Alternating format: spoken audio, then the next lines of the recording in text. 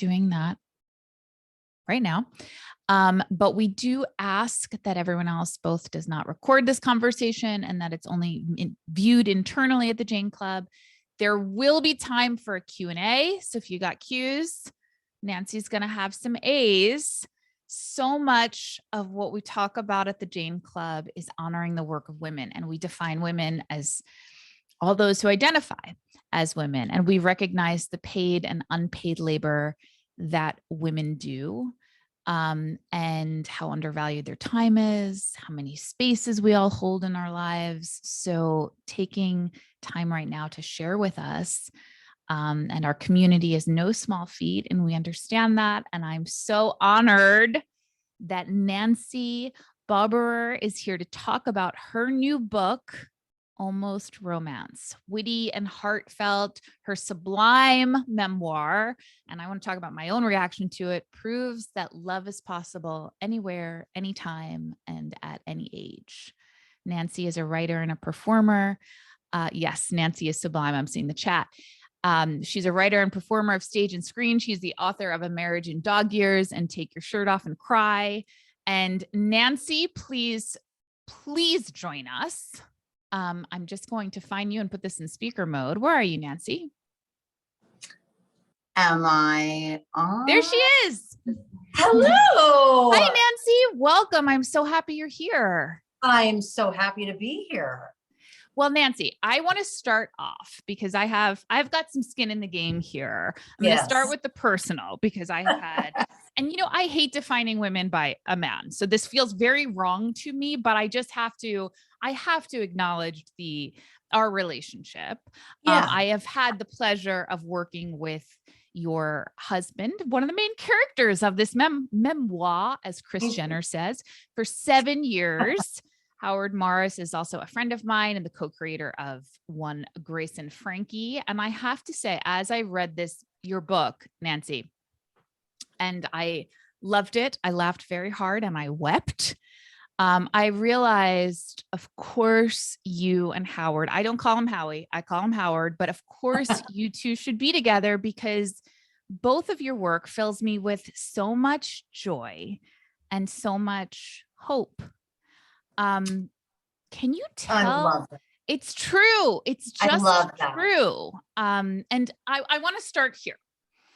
I think sometimes our culture really reserves this idea of falling in love for the young. And I don't know if I'm just getting older, but I really don't have any interest in watching two, 20-year-olds or teenagers fall in love anymore.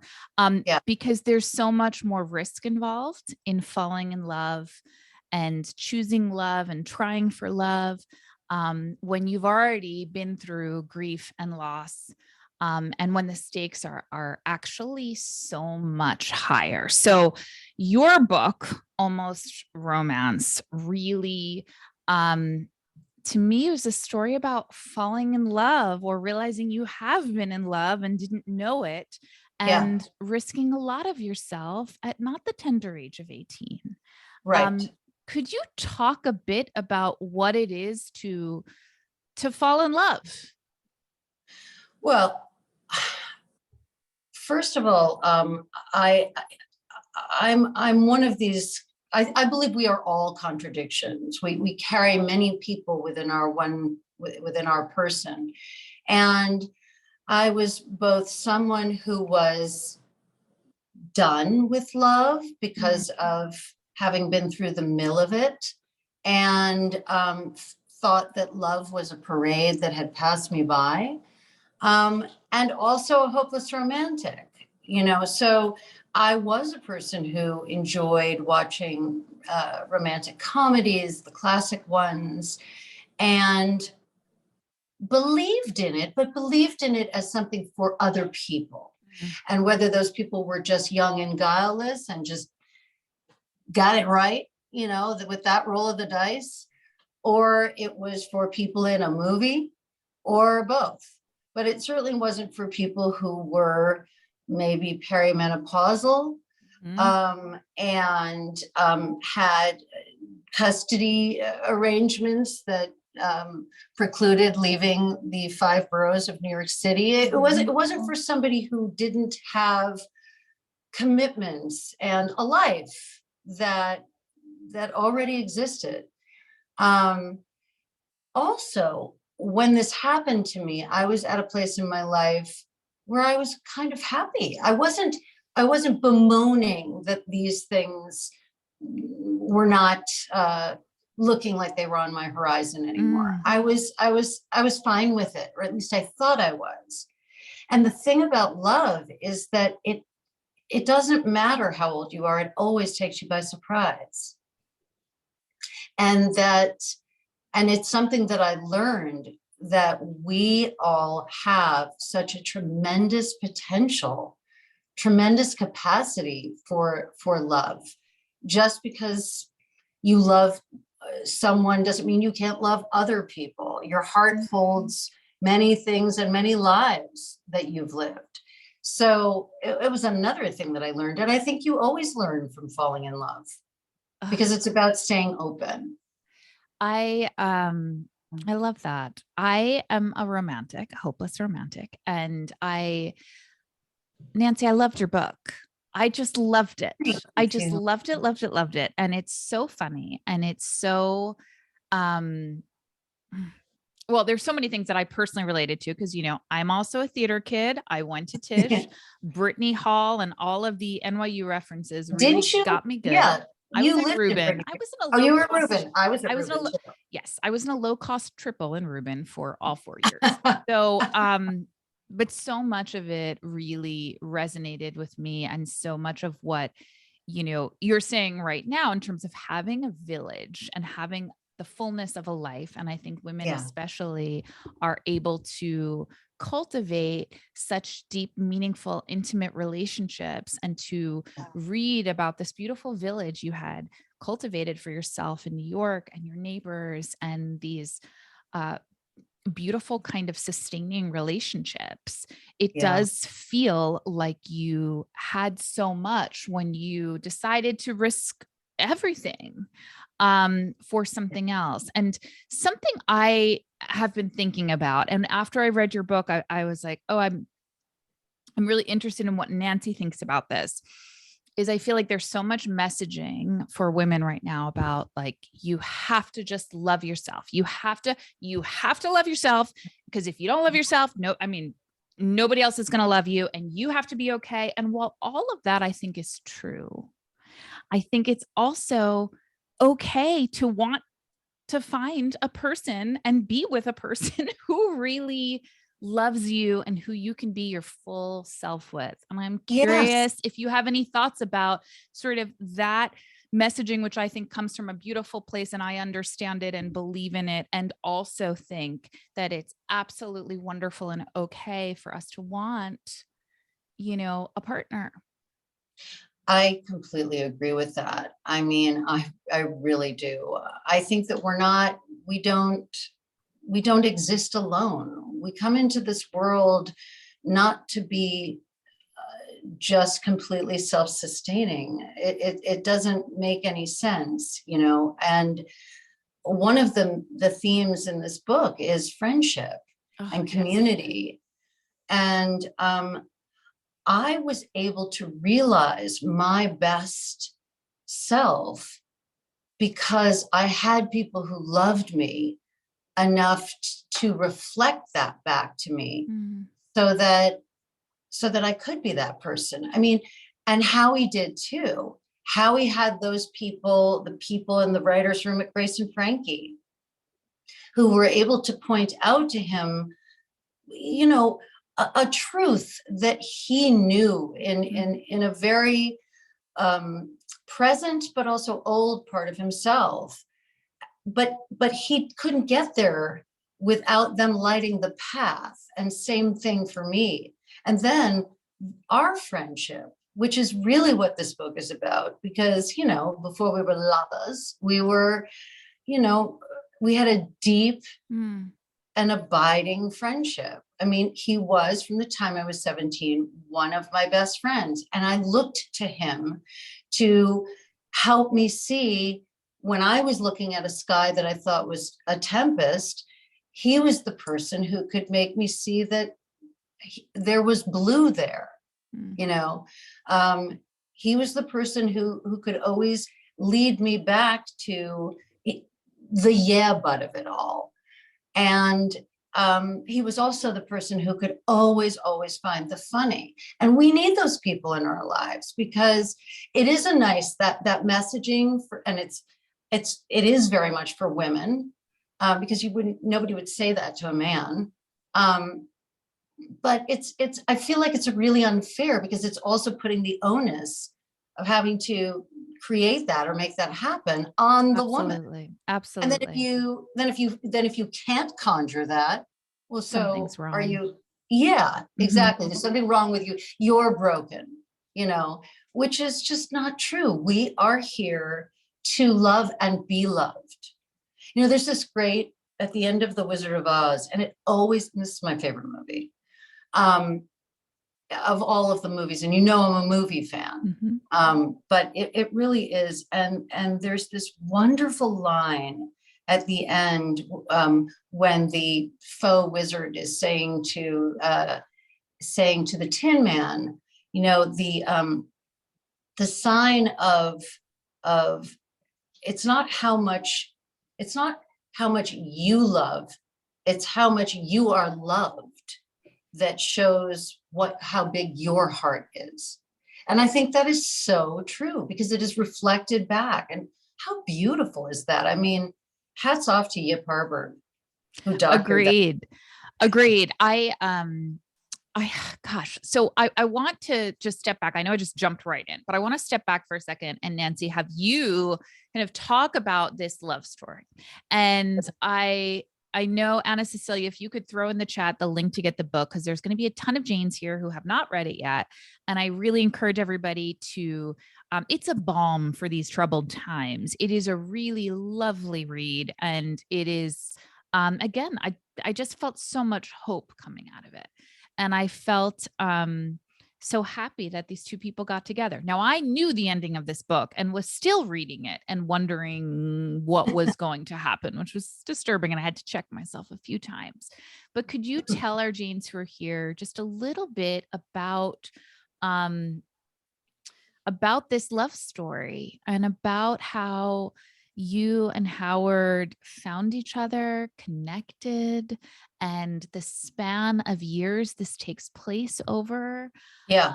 And just some of the complications, and also the divine interventions. You just talked about it, the village, Yeah. How your villages, both of yours, kind of intervened to make this happen. Yeah. I mean, first of all, it Almost Romance is a memoir that tells the story of the 32-year almost romance I shared with one of my dearest friends, and how we were able to turn it into a real romance with the help of the Grace and Frankie Writers Room and the denizens of a fabled but cursed Manhattan apartment building. Howard Morris, who is the co-creator of Grace and Frankie, and I met at NYU.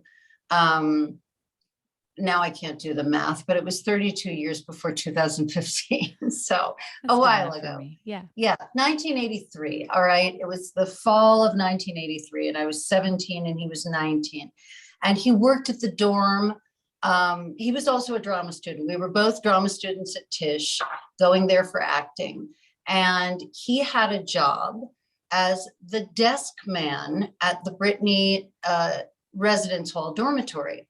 Now, for the younger Janes, before there was cell phones, the only way the desk man was actually very important. He was your link to anybody who was trying to, get with you, or just get a message. This was texting back in 1983. And so Howard Morris started texting. I mean, I didn't know we had him to thank. Yeah. Which is so funny, because he's like the least technical kind of hilarious wizard. Yeah. You know him, you get it. So when I went, a friend of mine, I grew up in a small Connecticut town. We were going to NYU together. She lived at the Brittany, and at that time I was living in Weinstein, different dorm. And I showed up one day to leave her a note for her box. And there he was behind the desk. And he was, I like to say he was like, you have to picture like a Jewish Michael J. Fox. That's what he looked like at the time. He had the feathered back 70s hair. There's and a wonderful of, photo in the book. yeah, yeah. And it's, yeah, with the John Hinckley aviators Mm-hmm. and this really thick Boston accent. And I was just like, hubba hubba. He also just had this, he had the most winning personality. He was just adorable. And then he did this thing. I would leave a note and he would read it and then comment on my notes. And I don't know why that turned me on too, because it sounds obnoxious, but he was so adorable. And from the minute we met, it was like we had always been in a conversation together. Mm. So that's how we met. But then we were just friends, and we found ourselves in one of the academic classes, dreams and dream psychology, that you have to take for a drama major. And we were in that, and that sort of deepened our friendship. And then at some point, he started coming to see me in plays, and thought that I would be right for this play that he wrote, also called Almost Romance. And now he later said that he wrote it so that he could make out with me. And I don't doubt that was part of his MO. And it kind of, once we got into rehearsals with that, it kind of broke the dam. And so then he had this great idea that we had to rehearse outside of the confines of the rehearsal hall, because it was, we had to make it believable. There was no other choice. No, there was no other choice. This was for art. And we don't make the rules. No, and we're here to serve. Yeah, absolutely. So that was important. But it was very push-pull. He actually had a girlfriend, and he felt he was in this kind of mindset, still very much in his parents' home of Newton, Massachusetts, a very sort of conservative Jewish upbringing. And he did not feel that I was acceptable to his parents, and rather than risk anything or everything, he just would keep me at a distance. And this went on. I would sort of put up with that kind of push-pull, because I'd rather have him a little bit than not at all, until finally one day in 1990, I said, basta, I'm done. I've fallen in love with someone else. And anyway, you've never been available, and I'm done with that. And that was, we went into just completely a platonic relationship for the next 25 years or something like that, until way after his divorce, just a few weeks after my divorce. And in that intervening time, we kept a very beautiful, very intense friendship. We were there for each other for absolutely everything. I was the first person he called when his wife announced she was leaving him. He was the first person I called when I said I was leaving my husband. But we were just friends. But then we decided, you know what? We've always had this thing with each other. So he was coming to New York and to go to a wedding. And we said, we're going to go to this hotel and do the deed. And we got to the hotel, but I was so frozen in grief from the end of my marriage only a few weeks before, and the death of my dog, all of which is the subject of my second book, that I couldn't do anything. I couldn't make that happen. I couldn't. And he was totally cool about it. And we just kind of said, all right, this isn't happening. But when that occurred, something changed, something shifted. And I like to say that we had always been like these two ships that passed in the night in our relationship. But at that point, it was like the ships paused briefly on the briny, and we couldn't really ever totally let go of each other, but we did, but we were always in each other's minds. And that's when a few years later, though we were dating different people and whatever, I wrote him an email that actually launched this story. It was an email about a guy I was dating who, it was the first guy I dated. I spent 5 years not dating anybody, and his predilections, let's say, were That's generous. Okay. were not, and by the way, no No shame. disrespect. No disrespect.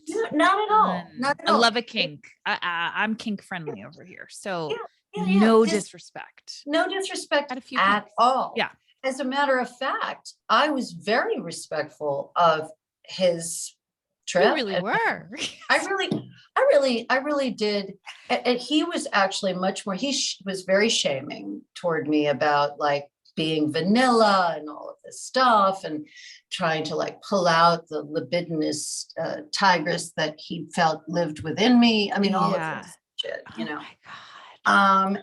And I really did consult with some people to see if I thought, you know, maybe I'm not seeing myself. Maybe I need to be more expansive in my view of myself. I mean, his point of view was, how do you know you don't dig something you've never tried?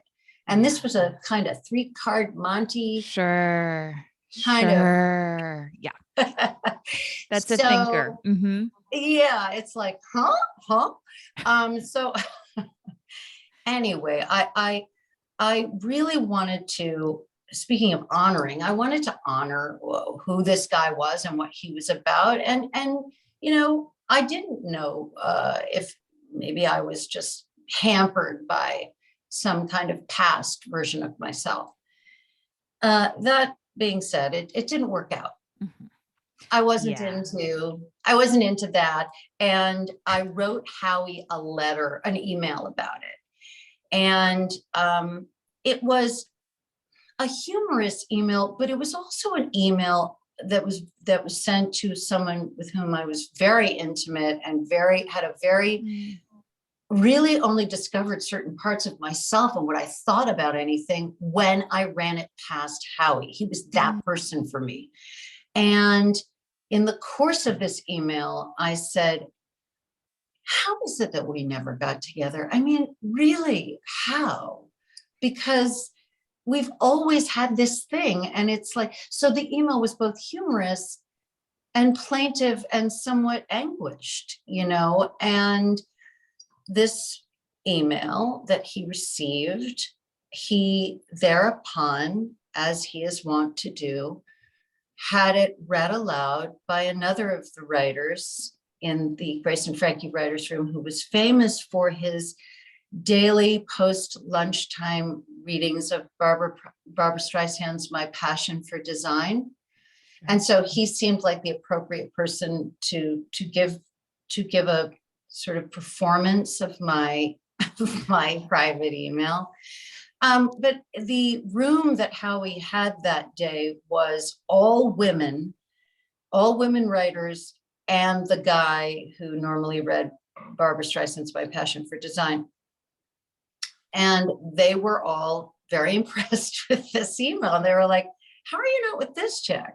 You know, and they kind of kept on him about this until one of the women flew to New York to tell me that they discovered in the course of this that he was in love with me. I know exactly who that woman is, but I Yeah. And here's the thing. And James, I'm curious what you all think about this, because Nancy, I love a matchmaking scenario, and I really do. And actually, after I read this book, I was like, I think that sometimes it's not going to go well every time. And I think Oh, when you are a natural matchmaker, you have to accept that it's not always, your numbers are probably not going to be great, because most people, it's next to impossible to find that level of connection, meaningful connection with someone in the world. It is a miracle when it happens. yeah, But I kept on thinking about your book because I do not mind putting myself out there to see if two people I know might want to meet, or to work on those instincts. And I'm married to somebody who is so horrified by that idea and is so disturbed with that type yeah, of meddling, yeah, but reading your book and seeing the lengths in which both of your communities, and yes, there's the Grace and Frankie writer who we both know, who actually like got you at a bar and talked you through this. And, yeah, it's a beautiful romantic story. But there's also the people in your life throughout the book yeah, and in your community who questioned you, challenged you, yeah, lovingly, and yeah, I think that's always an interesting thing with girlfriends who are dating and who are meeting people. Like, how much do you, because I can absolutely see a world in which if I were your friend and knew you while this was happening, I might say, you know what? If it was going to happen, it was going to happen. yeah, And why isn't he, doing A, B, and C? And I can see a world in which people would have talked you out of it as well. And so I loved all of the other supporting, cast of this yeah, memoir who are calling you on some stuff, and uh-huh, also uh, creating space for you to try and to fail. And because as a reader, even though I knew the ending, I also knew you were going to be okay because you had such a beautiful network around you. yeah. It's like, when you take your kids first to preschool, and you're dropping them off, and like if they are able to run off and play and are not riddled with separation anxiety, it means they feel safe that they'll see you again. And I kind of needed that from my peeps, from my community at London Terrace Gardens in New York City. They certainly could have, and I there were people that I knew in my life at that time that I specifically did not run any of this past, because they were naysayers, or they were the types of people that would say that, not wrongly, but they might. But here's the thing, I was already doing that for myself. I was saying in the story, in my real life, um, if it hadn't happened, why not? Mhm. And furthermore, there were times when I revisited things from my past in my life, a former flame, a former career, and it was like, God, what did I see in this person before, or why did I think this was the right fit for me? Um, and is Howie and the prospect of a Howie and me, is that the same thing? I was already doing that. All my friends did, my community of people in my building, my neighbors, was say, yeah, maybe it won't work out. But are you more afraid of it not working out? Or are you more afraid of it working out? And why wouldn't you? Oof, Right? that's a toughie. Yeah. Yeah. Yeah. Because, we're afraid of failure. We're also afraid of success. We're afraid of things working out. I mean, that's the dark secret. It's like, and beyond that, well, why wouldn't you at least want to know? And I had to admit, when asked that question, that there was a part of the Howie Nancy story, the Nowie, as I like to Mhm. portmanteau us, J Lo, and I don't know. Anyway, where we had always been that person that, like, I knew that he still thought I, was fierce, like still thought I had it going on, like still, when Facebook was first a thing, not when Facebook was really first a thing, but it was first a thing that we knew about. So I'm going to say it was like 2008. I got a like DM from him. I hadn't talked to him in like a year or something. And he was like, "You're still hot, period." And I was like, yeah, maybe I am, Yeah. like, because his opinion mattered to me. Mhm. But having that sort of fantasy person that it never worked out for, and having them exist on the periphery of your mind and your thoughts and your heart kind of gave you this permission to still believe that you were that person with that kind of shimmering possibility. And if you get out to Ashland, Oregon and have your date after 32 years and it sucks, what happens to your little fantasy that, then that goes away. So all of these were such points well taken, but from the time he asked me to take that leap to the time that I finally said, okay, I had a lot of soul searching to do, and I had a lot of working through and processing to do with myself and with my neighbors who were there to ask the good questions without judgment, with total love and getting me.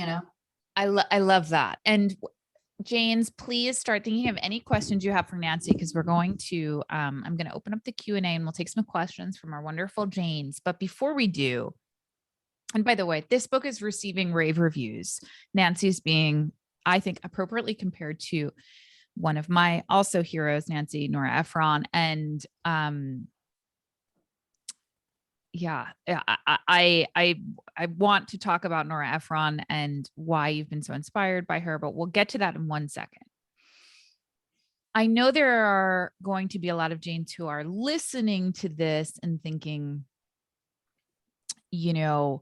uh, life is messy and lives as you get older get more complicated. There are children involved, stakes are higher, there are custody arrangements, there are schools, there are things. Yeah. This is going to be a two-parter, but can you talk a bit about writing this memoir as both a mother and through mothering and parenting through a pandemic, and B, falling in love while mothering and with with a child who is not a newborn, but who is a fully formed person. Yeah. Because we do have many single mothers in our space. And I'm curious if you could offer anything both about your writing process and then also what you were writing about and the experience of falling in love and changing your family structure to make it work. Yeah, I'd like to say that my daughter and I had sort of three relationships as a mother and daughter. The first was when I was still together with her dad until she was 6. And then for 5 years, it was just us. And again, it was just us, but I did have that marvelous community at London Terrace Gardens in New York, which is sort of an enormous structure and is a real character in the book. An entire section is called London Terrace. Those people also helped me raise her. I wasn't able to go out with the man that I nicknamed Darth Vader in the book, whose predilections did not align with mine, without the babysitting of the two men who became her goddads, Nathaniel and his partner Troy. They were the ones who urged me to go out. And my daughter was actually very excited about that because she was, I don't know why, but she loved romantic comedies too. Mm-hmm. And so she had this idea that I, could have this wonderful romance. She just loved the idea that I was dating. Of course, now that she's read the book she's horrified at Oh my God. She's what was read the going on. book. Of Oh course she's yeah. read the book. Of course. Yes, now she'll be 17 next week. In the year when the book takes place, well, there's a lot of back and forth because it covers 32 years. So there's a time when she's a newborn baby as well, when Howie first meets her. But in the main part of the book and the present day of the book, she was 8 or 9 years old.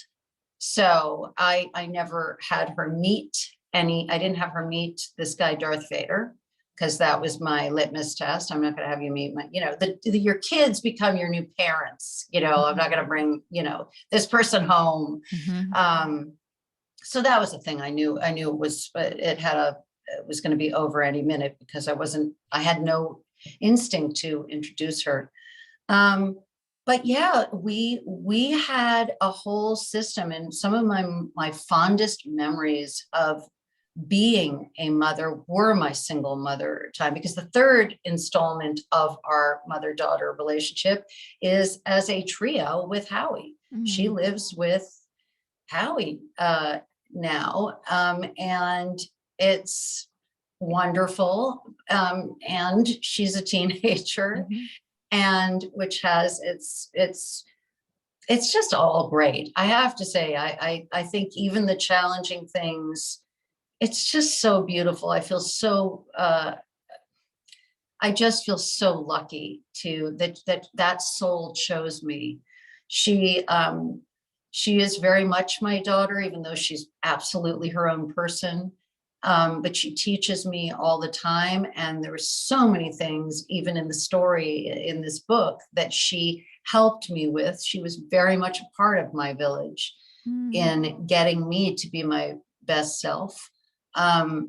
When I was still an actress, and I was always like, oh, is this going to hamper me having a kid, and even though I'd always very much wanted to be a mother, it was always like this push-pull with a career. And again, it's one of these things, it's some of the messaging that we get as women. It's like, how do you juggle it? How do you have it all? Was the big 70s thing, and it's so funny, but my entire writing career really, really took off after I had her. I mean, I was the most prolific, the busiest, just the most productive. And again, it's like all of this was done when I had significantly less time and was far more harried, but I became better at planning my time. So, and it's that reflection that you get back from the people who love you, that just help you arrive at your best, most wonderfully possibility of self. That's so beautiful. And by the way, I feel the same, that I think I looked at motherhood as such a death sentence. And actually I'm like, oh, I have so much more to offer my work. And I know so much more. And I also feel freer to fail, because I've got ultimately two little faces that think I'm pretty great at this other thing. So I can totally appreciate that, and think that that's not often talked about that much, in terms of women's creative lives, how actually caring deeply and taking care of children or elderly parents or whatever it is, and can serve your creative life and can serve your artistic instincts, and isn't necessarily the prison that I think some of us assume it will be. So I deeply resonate with that. I just want to make sure we have time, because it's 2:45 and we do have, someone just said, Mo said, I played matchmaker last night with two folks. What a rush. It is a rush, and matchmaking it's not for the faint of heart. It's really not. So, but I do want to see if anyone has any questions. Julie Robertson is asking, Did your daughter know Howie when you were just friends, or how'd you introduce them, navigate their relationship in the beginning of that third phase?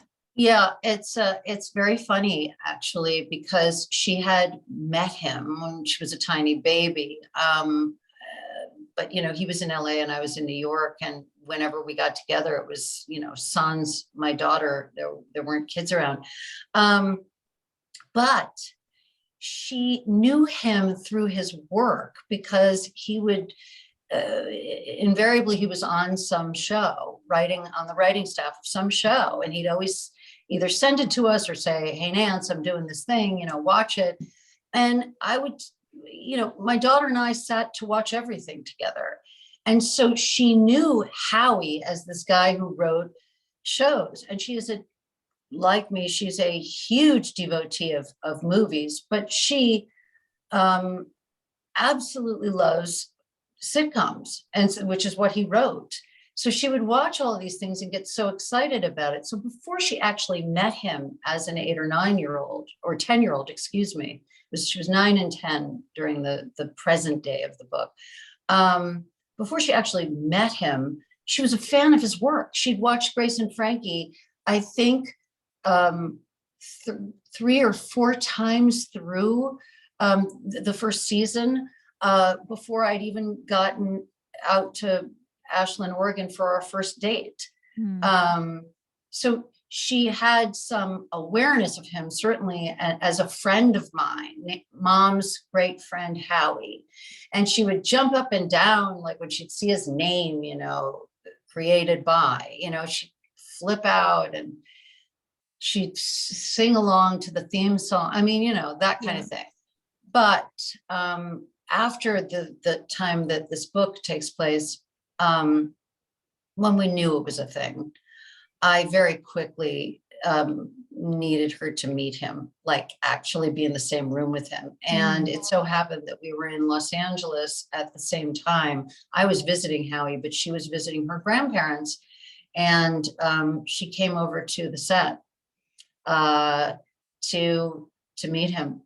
And they were like instant buddies. I mean, I know that it doesn't always go like this. I want to say that I understand that things don't always go this easily, but somehow the universe, in her benevolence, really opened her arms to this story having a real life by making that possible.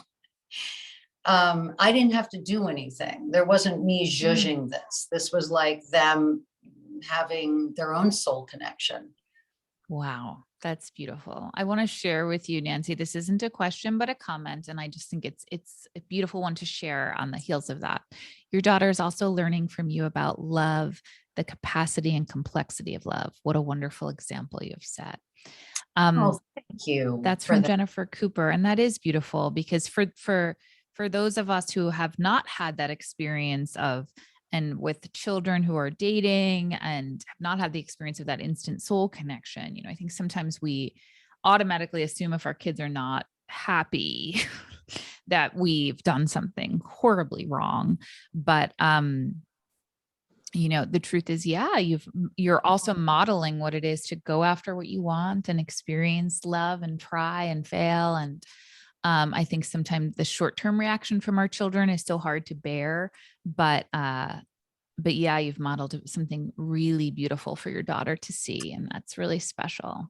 That really means a lot to me to hear that. I also think that it was good for her that, kids, particularly when they're with a single mom, they feel duty bound to do the caretaking.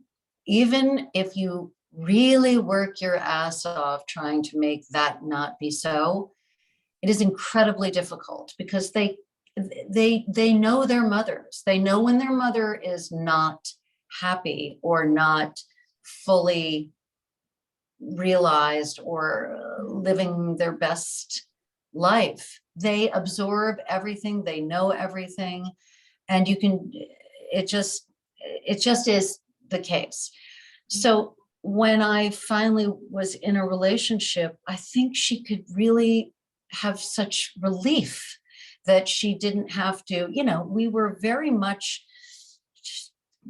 possibly steering toward a Grey Gardens-y kind of, Yep. Judy Liza kind of. Yeah. Not what you want, No, it was, I really wanted her to not feel like she had to take care of me, but you can say that, but that's just not how it goes. So so to get into the nitty gritty of, while I have you, because I'm going to wrap it up pretty soon, James, this flew by, but and Anna Cecilia, if you wouldn't mind throwing the link again into the chat for where our Janes can purchase Almost Romance and support Nancy's work. I think, and also Nancy, is there a place you would prefer us to buy the book? Because I know it's sold wherever books are sold, but if we want to support our local indie booksellers, or what's your preferred retailer? Well, I really do respect whatever people, however they would like to spend their money and where they would like to spend their money. And there is no judgment from me about that. Wonderful. That having been said, yes, go ahead. If you would like to support a fantabulous independent bookstore, in fact, it's the oldest independent bookstore in Los Angeles, Chevalier's Books over on Larchmont, you can also get a signed copy, because it's the only place at the moment where signed copies are exclusive to Chevalier's. But so okay, that's really exciting. And I believe that link is in the chat right now. So yes. And I just want to talk, I want to ask you, while we're wrapping up, Nancy, about your process and, how you write, where you write. You've written, something really beautiful and funny and joyful. And, I would love to know, in your days, in the busyness of caretaking, in the fullness of your life, how do you do it? How do you carve out that time? What does that look like? Well, first, thank you for saying that. You're amazing. Thank you for saying that. Because I did not come to writing through the normal channels, I came through acting.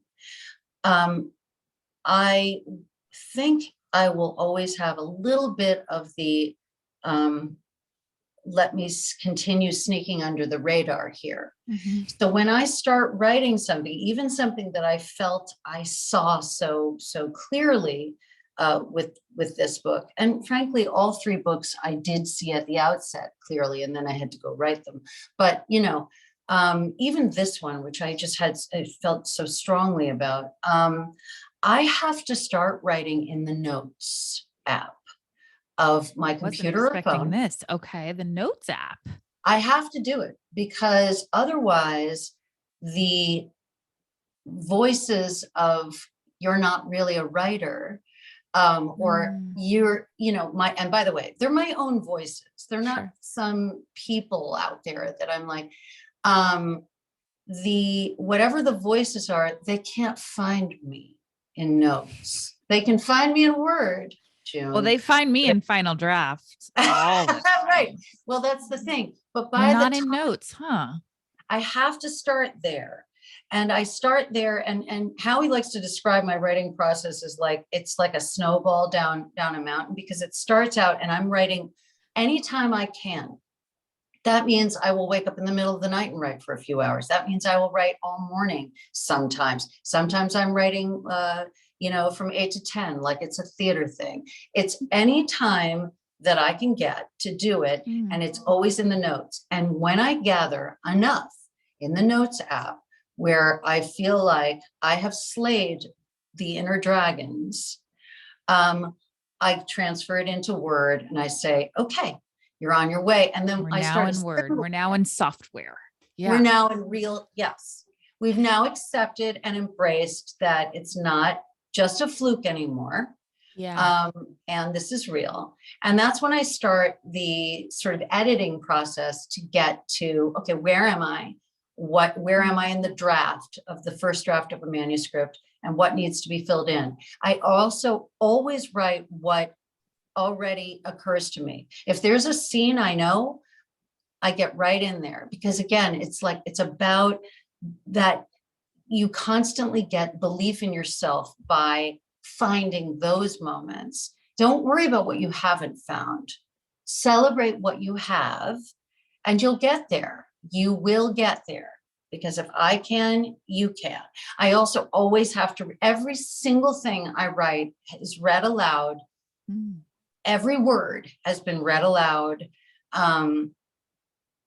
Because I write in that way that it has to sound, I want it to sound like it's a conversation between me and a very good friend, or very good new friend.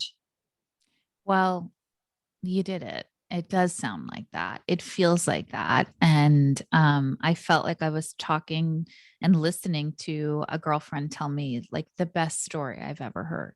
So kudos, Nancy. It is, you've done it. You've absolutely done it.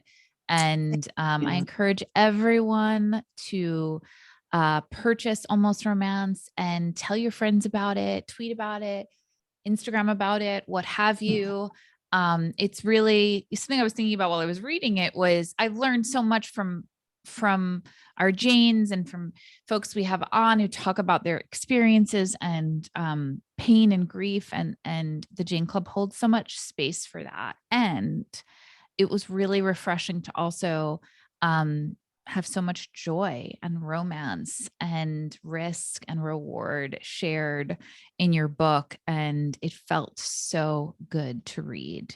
So I just want to say that we can, yes, learn from each other's mistakes and failures and loss, and also from our successes and joy and happiness.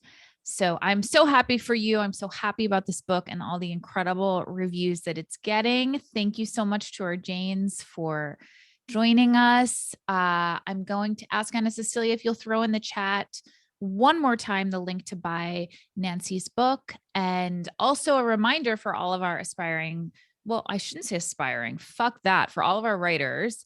Yeah. We are hosting a writing retreat on February 6th, which is this weekend. If you use code all caps I am a Jane, you can get $15 off your ticket. It's a really wonderful space to hear things read aloud, to work on your writing, to spend some time on your creative gifts. Thank you so much. Nancy, do you want to direct us anywhere, to your Twitter, to your Instagram? What else should we know? Yes, you can find me on Instagram at Nancy Balbirer, and my website, nancybalbirer.com. Both of those places are where you can find me. I respond to every DM, every email. Bless you. Oh yeah, I do. I do. I love Not that. I do not, but I'm deeply impressed. Thank you so much for joining us, Nancy. And please, everyone, purchase the book and tell all your friends about it. Have a great day. Thank you so much for having me. Thank you so much. Bye-bye.